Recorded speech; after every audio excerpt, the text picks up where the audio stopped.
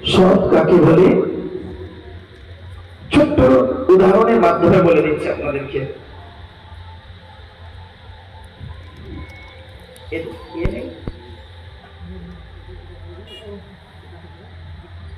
কত বড়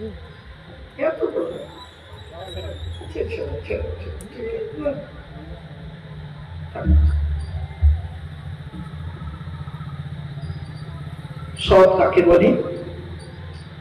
বিশ্বনবী মুহাম্মদ সাল্লাল্লাহু আলাইহি সাল্লাম তিনি বলেন, তোমরা আমাকে দুটো জিনিসের গ্যারান্টি দিতে পারবে? এক নাম্বার, দুই ঠোঁটের মাঝখানে এই জিভের গ্যারান্টি দাও, হারাম খাবার খাওয়া থেকে জিভটাকে ঠিক করো, বাজে ভাষা বলা থেকে জিভটাকে ঠিক করো, পরনিন্দা পরচর্চা করা থেকে জিভটাকে ঠিক করো। দুই নাম্বার হলো দুই নানীর বীজখানে লজ্জাস্থানের গ্যারান্টি দাও, দুই ঠোঁটের মাঝখানে দুই রানের বীজখানে। এই দুটো জিনিসের গ্যারান্টি তোমরা আমাকে দাও, আমি তোমাদের জান্নাতের গ্যারান্টি দিয়ে দেবো। জয় বলে সুবহানাল্লাহ। আমার বাপেরা বাড়ি থেকে একটু ভাববেন। এবার আসছি, জলসা কমিটি হতে গেলে বাবা তিনটে গুণ কি কি? এক নাম্বার সৎ হতে হবে, দুই নাম্বার হালাল খাবার ভক্ষণ করতে হবে, তিন নাম্বার 5 ওয়াক্ত নামাজি হতে হবে। এবার আসছি, মসজিদ কমিটি হতে গেলে কটা গুণ লাগবে? মসজিদ কমিটি হতে গেলে কমসে কম 5টা গুণ থাকতে হবে। কটা কটা? 5টা গুণ। কি কি? আল্লাহ নিজেই বলছেন, ইন্নামা ইয়া'মুরু বিমাসাজিদিল্লাহ মান আমানা বিল্লাহ ওয়াল ইয়াউমিল আখির ওয়া আকামাস সালাহ ওয়া আতাজ যাকাহ ওয়া লাম ইয়াখশা ইল্লাল্লাহ ফাআসা উলাইকা আন ইয়াকুনু মিনাল মুহতাদিন। 5টা গুণ কি কি? এক নাম্বার, আল্লাহ বললেন 100% আল্লাহকে বিশ্বাস করবে। দুই নাম্বার 100% কিয়ামতকে বিশ্বাস করবে। তিন নাম্বার 5 ওয়াক্ত নামাজ আদায় করতে হবে। চার নাম্বার যদি যাকাত ফরজ হয় আদায় করতে হবে। 5 নাম্বার আল্লাহ ছাড়া কাউকে ভয় করবে না। এই 5টা গুণ থাকতে হবে, তবে তিনি মসজিদ কমিটি হওয়ার যোগ্য ব্যক্তি হতে পারবেন। এবার আসছি, শ্রোতা হতে গেলে আপনাদের 3টে জিনিস লাগবে। এক নাম্বার শরীর পাক, দুই নাম্বার কাপড় পাক, তিন নাম্বার জায়গা পাক। তো এই হলো মোট জিনিস।